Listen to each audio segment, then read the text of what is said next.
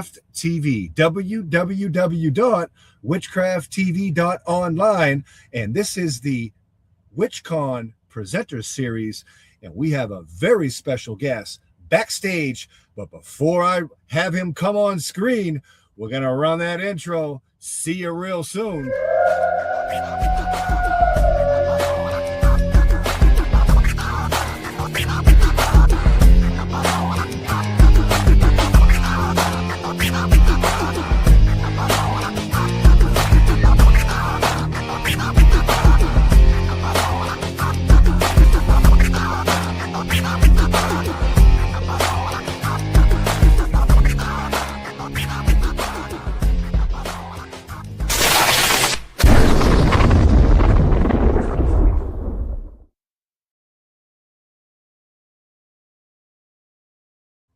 Michelle, coming all the way from Brazil, you said. How are you doing? Hey guys, I'm Michel Valim. I'm from Rio de Janeiro, Brazil. I'm a witch. I'm a eclectic witch. I've been in witchcraft for 15 years, I guess. I started in 2010, and now more than 10 years practicing witchcraft, and I have a priesthood for Aphrodite and Dionysus, and the priesthood in the Religion of Antinous, in an order that it's called Temple of Antinous, the gay god. Yeah. Oh, I'm a non-binary person. I'm gender fluid, and I use all the pronouns he, she, they. But preferably, I think they will fit better. When did you first know that you are a witch? How did that come to be in your mind, your psychology? How did you find this out?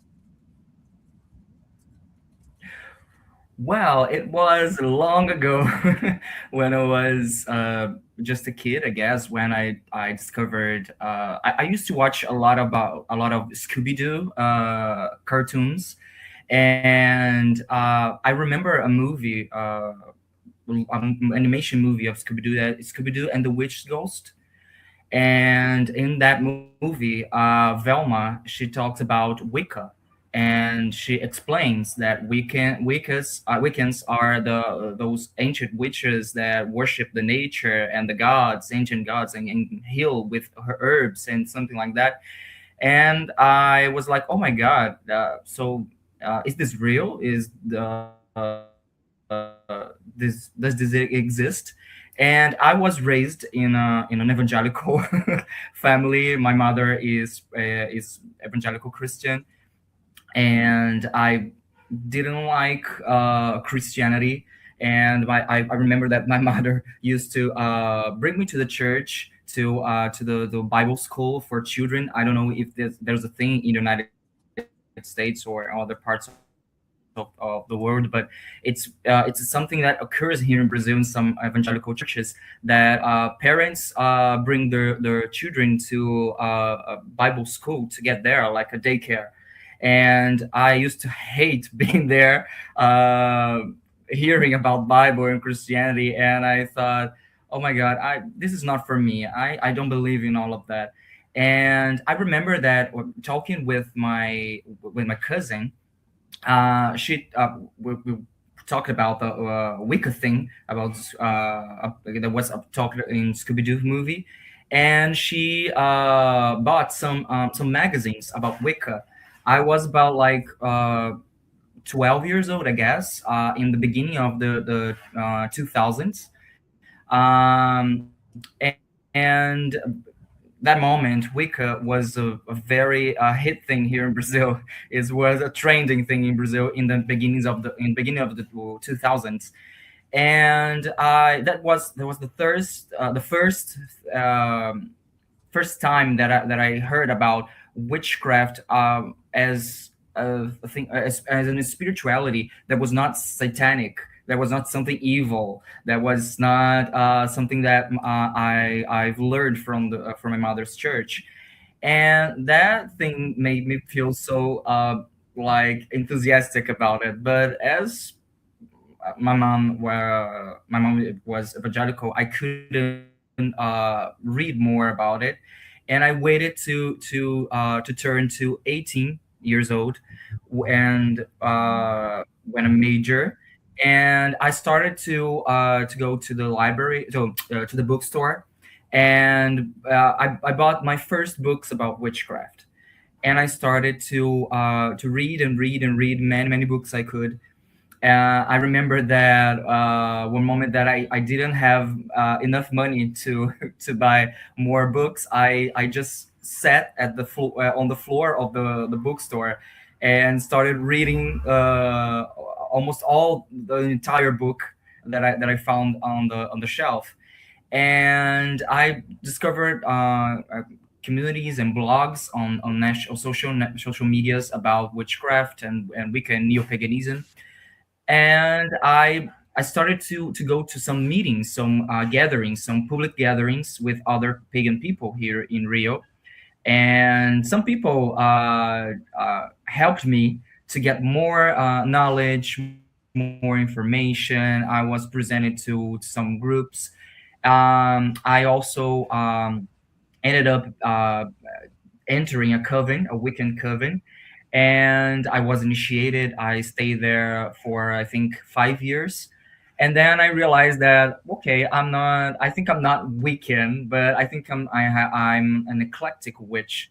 And then I just left my coven, and I started a practice with myself with this eclectic witchcraft, and deepening my connection with my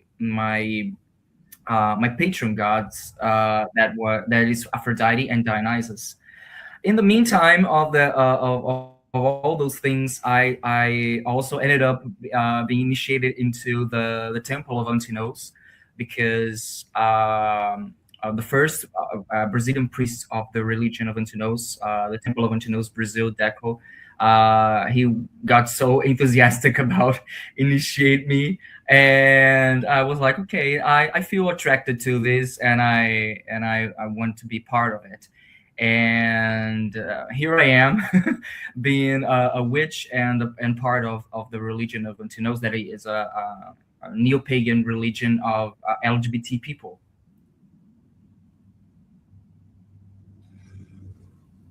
So you can be found on Instagram. You have Instagram account on Michel Valim. I think I hope I didn't mispronounce the French. Online at Instagram.com. It's right on the screen as you see. Do you teach witchcraft on your Instagram account?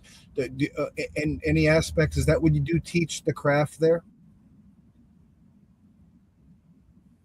Yeah, I have some What courses. I have a mentorship of Aphrodite and Dionysus, and I have a course on witchcraft, how to create your own path in a solitary practice.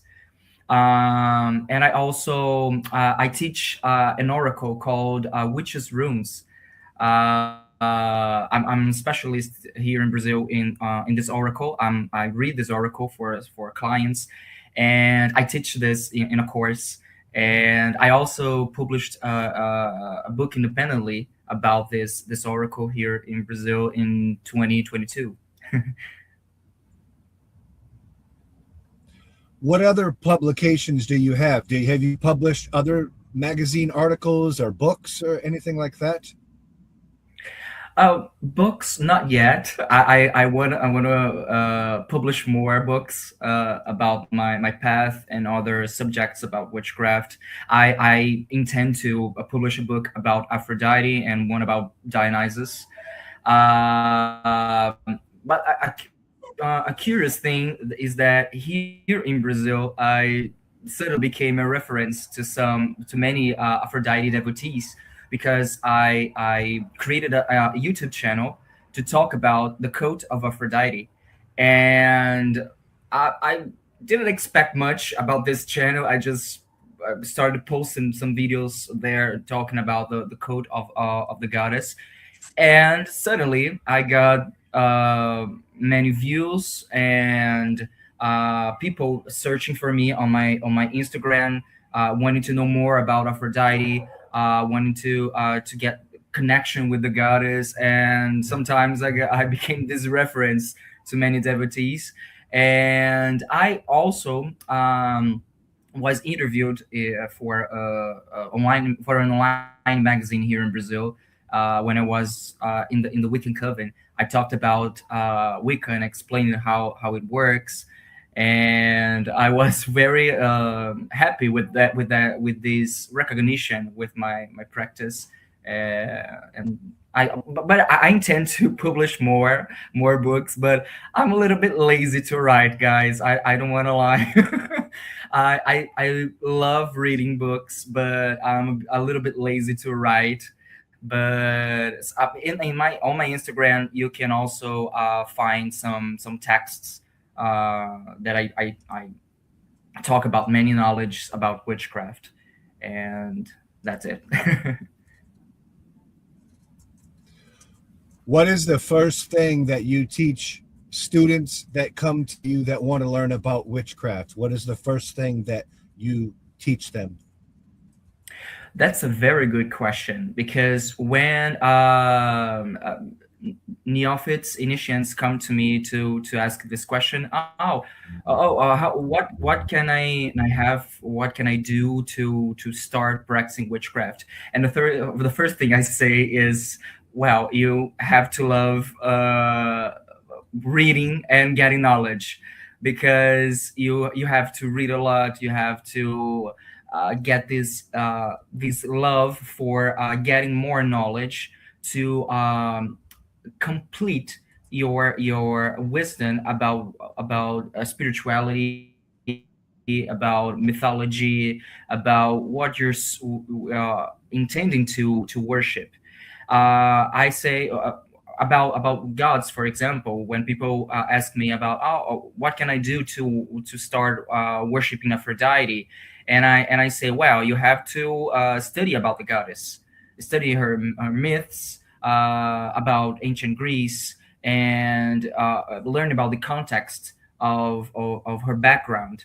And that's the first thing that I say. You have to get knowledge. You have to read more books that you could, because that's essential for you to know what you're doing, and to also understand understand what you're doing, and also explaining to yourself and to other people what you're doing in a very wise way, because I think witchcraft is a path of wisdom, of self wisdom, of self awareness, and to you become like your self honor. You own your destiny, and in order to do that, you need to know yourself. You need to get the knowledges to structure what you're intending to do,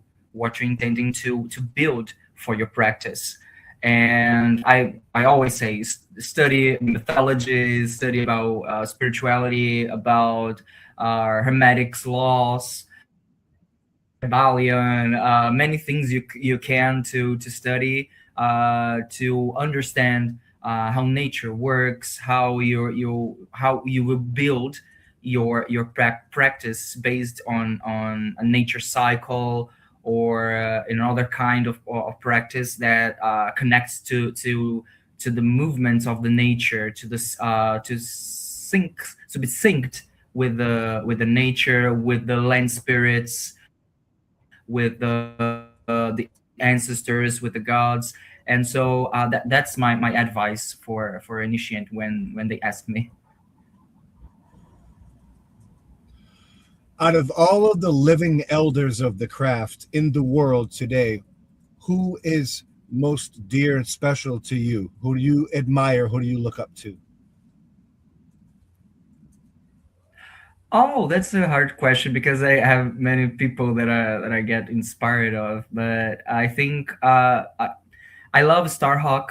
The Spiral Dance, her book is very amazing. It's popular here in Brazil, this book.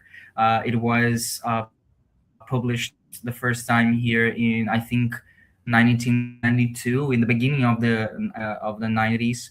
And it became very famous here in Brazil among the witchcraft community.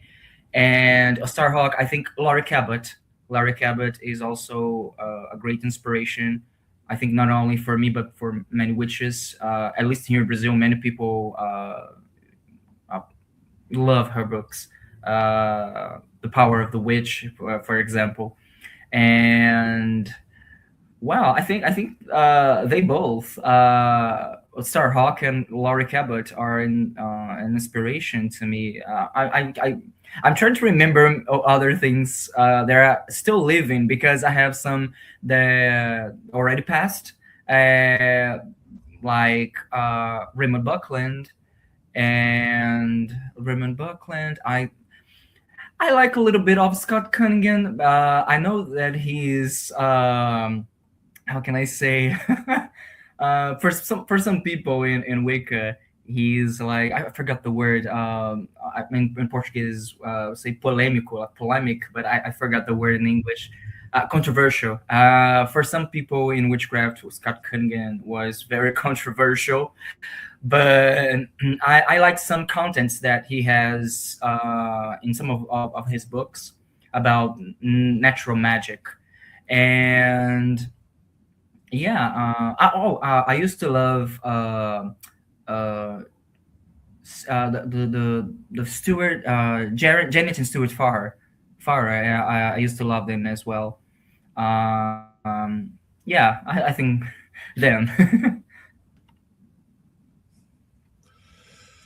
So I would like to ask you about WitchCon now. How did you get involved, or how did you hear about WitchCon to be presenting in 2026 here in February? Wow, this is my third time, I guess, on WitchCon.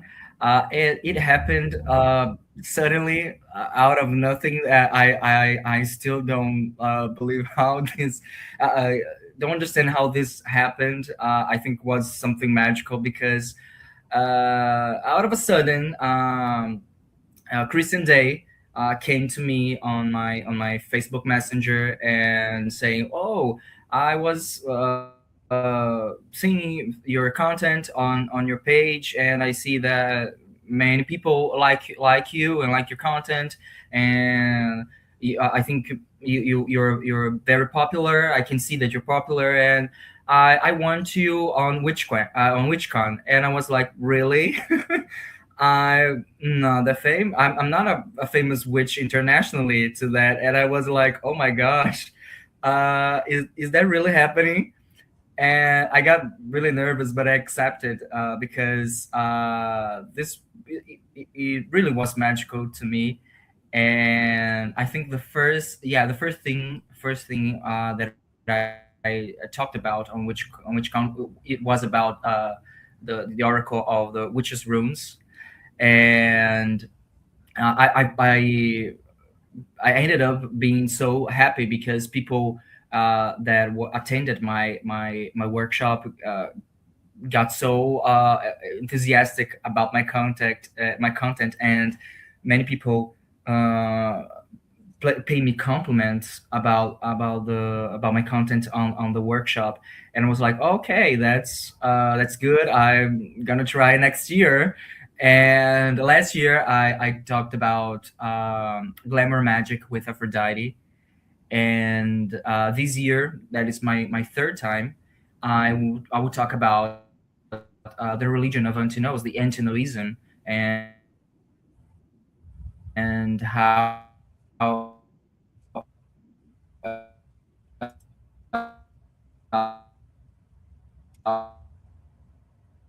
about this neo pagan religion that is to my third time on WitchCon, and very nervous as well. I always get nervous because English is not my first language, and I have to prepare myself psychologically for that, because it's not that easy to pass informations in another language that is not your maternal language. But I'm excited. I'm very excited. If someone would work with, let's say, Aphrodite for a Bazazzo love spell, what I'm not so sure that casting a love spell on somebody is very good. I think that would be very baneful or could be bad. But let's say if you want to empower a love that already is, how would Mhm. you do so with Aphrodite, the goddess of love in the Greek pantheon?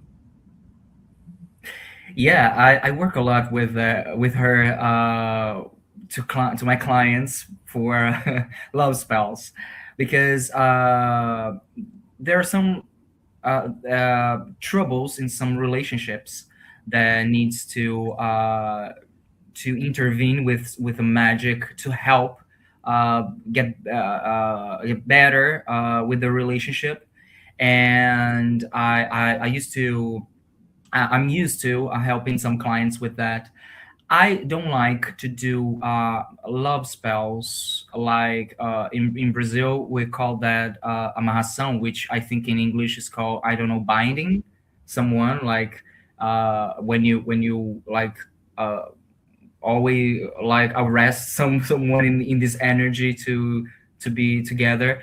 I don't like to do love spells like that when the both people or one of the two persons are not involved in desire or in feeling with that person.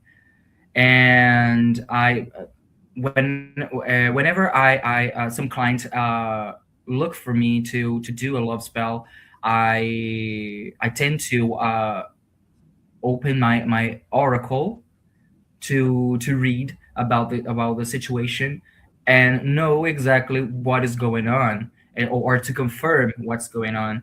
And when it's valid, I do the love spell, and to help people with that are passing some trouble in the relationship, or people that a couple that love each other, and suddenly something happens and they get apart.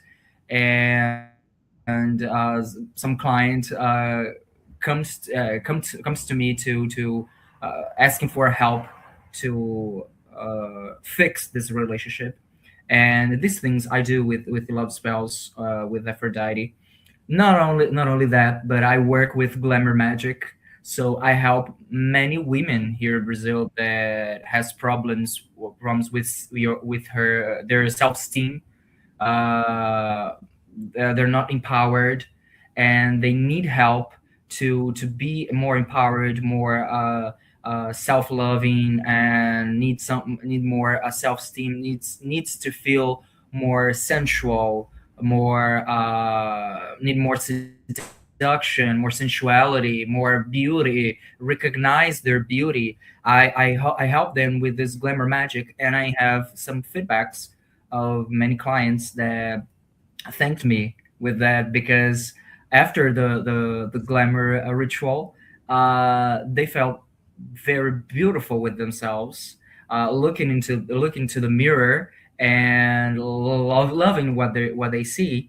And I also have some feedbacks of these women that when they were passing on the streets, people were like turning their necks to look at them, and people paying compliments to them and say, what have you done to you? You're looking more beautiful.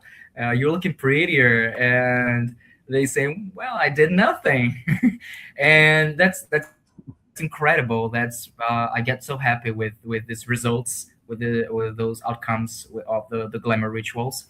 And I'm also an holistic therapist, and I work with color therapy, and I study crystal therapy.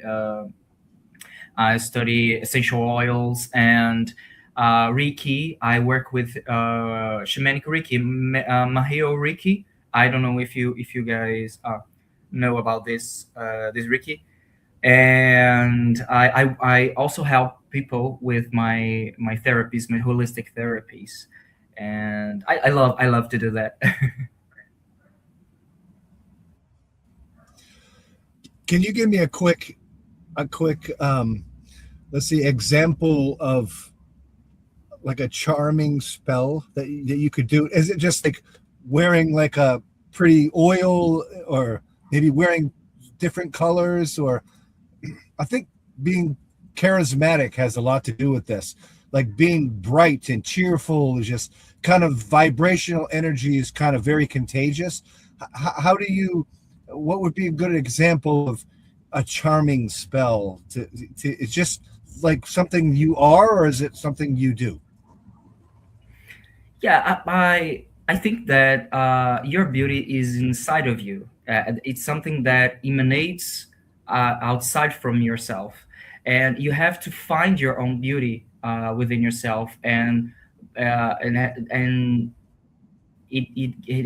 has to blossom outside. And I always say I always teach some people with to do some like a glamour bath. Prepare a bath with some rose petals and a cinnamon stick.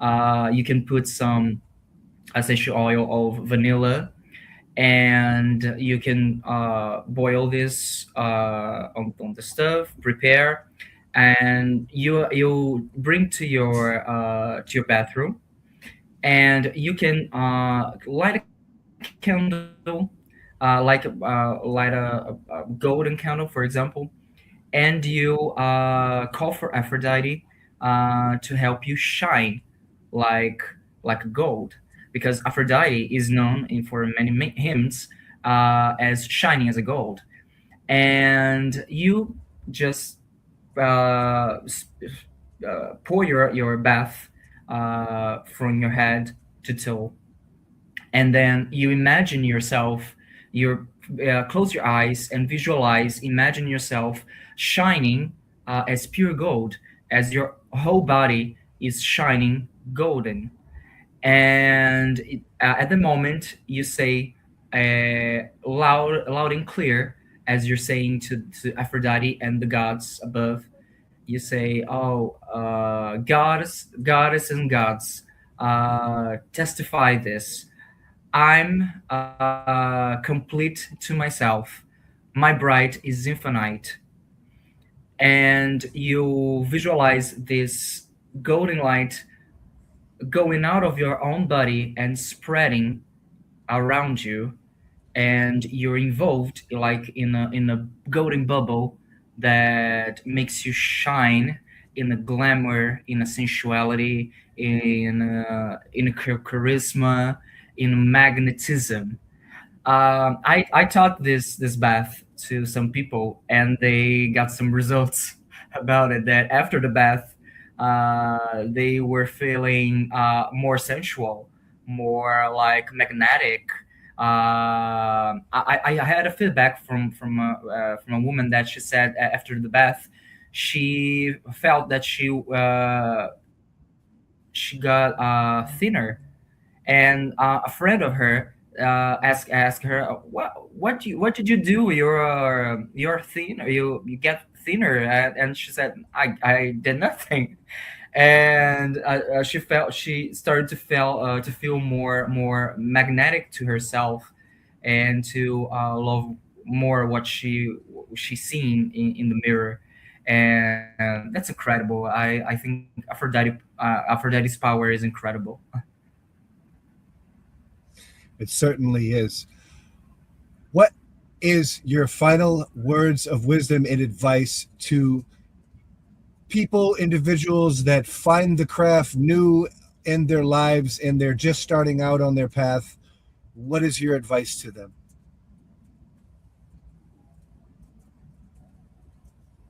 Wow, I think just enjoy your path, just enjoy your practice. Many people tend to look for some initiation titles, and or I have to be part of a tradition or a coven to be validated or something like that.